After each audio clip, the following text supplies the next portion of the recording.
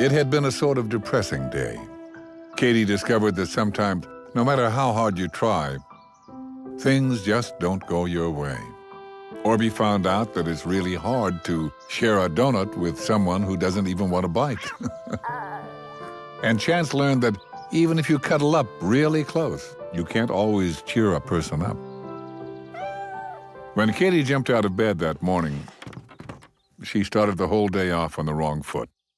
First of all, when she stood in her chair and pulled a sweater out of the closet, every single one came down on top of her. Then when she was picking them up and putting them on the chair, she bumped her head on the closet door. At breakfast, when she poured her cereal, all the cereal in the box shot into her bowl across the table onto the floor, and it made a huge mess. Later, when she was helping Dad with the garden rake, she caught her favorite jeans on a nail and ripped them. At first, Katie had laughed and smiled, even though she was annoyed. By this time, I have to tell you, she was getting very upset with all the things that were going wrong with her day. When Carmichael came over, he crayoned all over her new coloring pad. He made a big squiggly line on every single page. Katie began to feel angry. Orbie asked Carmichael to help him make a tent on the bed. But when Carmichael told Katie there were no girls allowed, I don't have to tell you, Katie was not at all pleased. As a matter of fact, she was really annoyed. Before Orbie could explain to Carmichael that Katie was his best friend and that they did everything together, Katie pulled on the sheet and everything began to tumble. Everything, including Carmichael. When he started to cry, Dad came running. He told Dad that Katie had knocked him over, and before Orbie or Dad could say that perhaps it was an accident, Katie ran out of the room. She didn't stop when she got down to the living room. She kept running. She ran out the door, right down their street to her favorite hiding place, Mrs. Perrette's willow tree. She climbed under its branches and sat herself down. She hugged the tree, and I know this is sad, but Katie cried.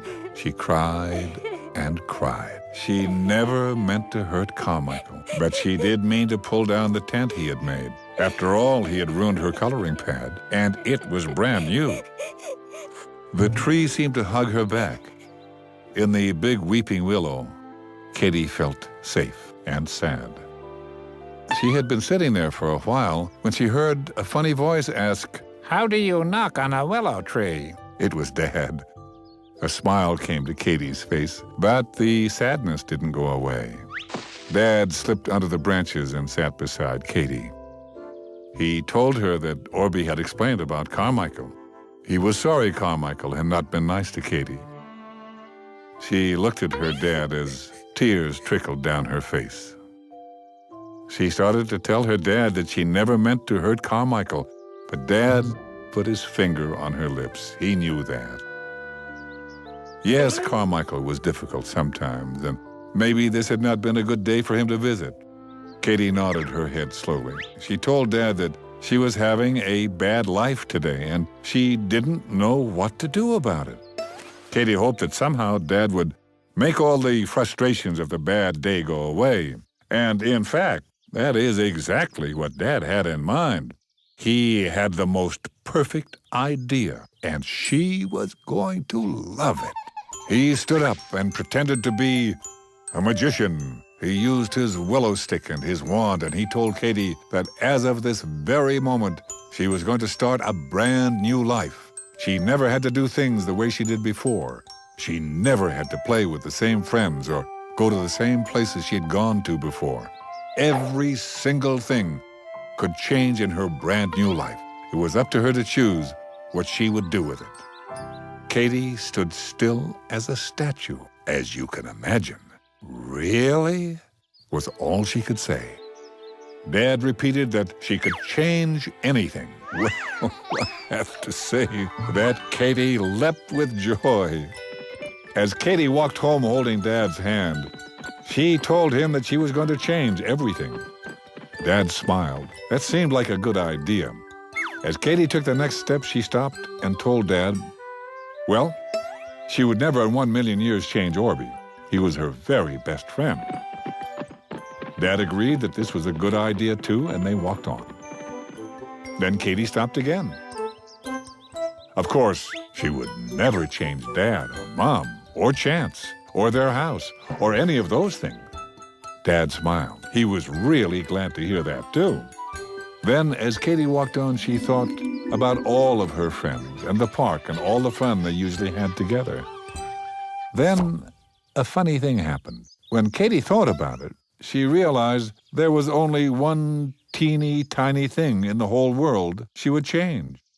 Dad stopped and looked at her. He asked what it would be. Katie told him it would be that this day had not been such a bad one. Dad looked at his daughter, and he told her that she had already changed the day from being a bad one to a good one. This was her new life. As they walked up the front steps, Orbie zipped out to meet them. He hugged his best friend and he told her he was sorry he didn't have a chance to talk to Carmichael. Katie told Orbie that in her new life, he didn't have to be sorry for that because she was having a fabulous day. Orbie was a bit confused, but he was glad to see that Katie was smiling again. Inside, Mom sat with Carmichael, who was sipping lemonade. When Katie came in, she stopped and looked at him.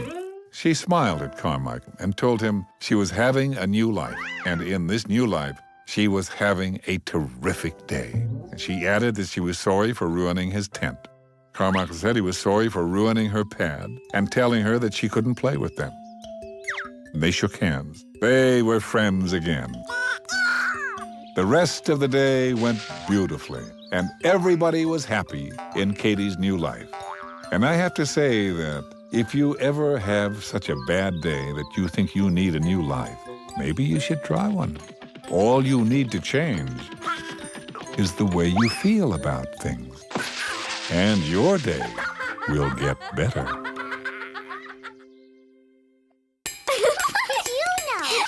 Did you know? Did you know? Your eyes are very special. So it's important to see the eye doctor regularly. An eye doctor is called an optometrist. He has tools to look at your eyes and make sure they're healthy. If you don't see well, he'll make sure you get glasses to help. You can even pick your favorite frames.